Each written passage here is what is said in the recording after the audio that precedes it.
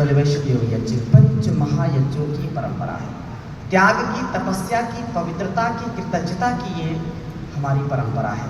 तो ये 3 धागे नहीं, ये 3 ऋण हैं, पितृ ऋण, ऋषि ऋण, देव ऋण। हम जो कुछ भी जीवन में पाते हैं, हमारा जीवन, इस शरीर और इस संसार जो भी हमको मिला है उसके प्रति हमारी पूर्ण कृतज्ञता होनी चाहिए। ये कंधे पर 3 धागे हमको याद दिलाते हैं कि हमको अपने राष्ट्र के लिए कुछ करना है।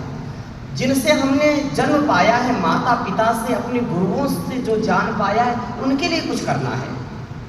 जिस परम पिता परमेश्वर ने इस जन्म को दिया है, इस पूरे जीवन और जगत को दिया है, उसके लिए हमको कुछ करना है। तो ये कंधे पे 3 धागे, समझो ये 3 ऋण हैं।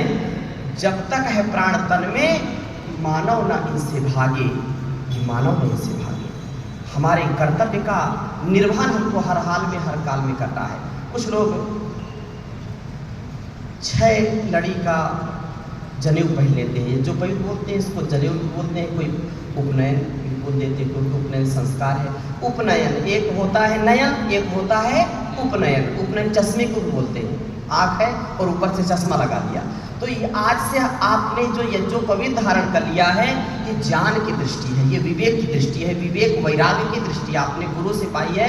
तो गुरु को सम्मुख रख करके, जैसे अग्नि प्रकाशित होती है, तो स्वामी यज्ञदेव जी ने आपको इस विषय में खूब पंच महायज्ञ और अग्नि के विषय में बात की थी, उसको मैं दोहराना नहीं चाहता हूँ।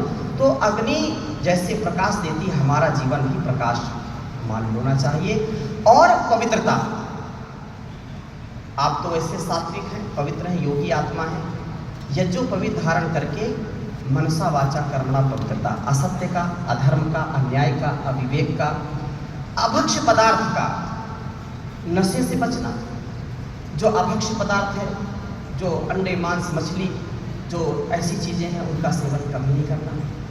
हाँ, इसको थोड़ा सा जब ऊपर उठा लेते हैं, मलमूत्र ना लगे, लोग शंका आदि के लिए जाते हैं तो ऊपर उठा लेते हैं ताकि शुद्ध रहे। कपड़े पे भी अगर मलमूत्र लग जाता है तो हम पहनना नहीं पसंद करते, उसको धुल देते हैं। अब एक बार यदि कहीं त्रुटि हो गई तो लोग बोलते हैं खंडित हो गया, खराब हो गया, इसको अब नहीं पहना। ऐसा बिल्कुल नहीं।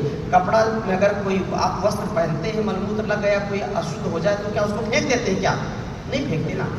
तो उसको हमारे ये प्रतीक है, और प्रतीक जैसे चोटी है, जनेऊ है, तिलक है, कलावा है, ये यज्ञ है, योग है, ये हमारी सनातन की पहचान है। ये हमारे सनातन के ध्वज हैं। इनको हमको गौरव के साथ धारण करना चाहिए। बिना इनके हमारा सनातन कभी पूर्ण नहीं हो सकता। आप में से बहुत लोगों का विवाह हुआ है, बहुत अभी अविवाहित है। हो सकता है किसी का मन हो तो ऐसे भी आ सकते हैं, इधर रास्ता खुला हुआ है। तो जब विवाह करते तो भी यज्ञों पवित्र देते हैं, देते कि नहीं देते? बिना यज्ञों पवित्र के विवाह नहीं होता।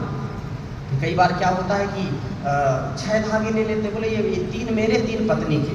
ये भी गलत धारणा है और लोगों ने पता नहीं कैसे बना दिया इसको 3, क्योंकि पति पत्नी का जीवन वो एक यज्ञ है और दोनों को यज्ञों पवित्र धारण करना चाहिए। अस्तु, तो इतनी केवल सावधानी आपको रखनी है। आप सावधान ही हैं, आप योगी हैं। खान पान पर लापरवाही ना हो, वाणी व्यवहार पर लापरवाही ना हो। यदि त्रुटि हो गई, कभी गलती हो गई तो उस पर थोड़ा पश्चाताप करिए। और एक बात जरूर याद रखना, जनेऊ धारण किया है तो सोने से पहले कम से कम 11 बार गायत्री मंत्र का जप करके सोना। गुरु मंत्र गायत्री इसको बोलते हैं। ये मेधा को, बुद्धि को शुद्ध करने का बहुत बड़ा साधन है। तो गायत्री का जप करें, हो सके तो कम से कम एक माला का जप कर लेंगे तो इससे भी बहुत आपको असीम सामर्थ्य मिलेगा, शक्ति मिलेगी।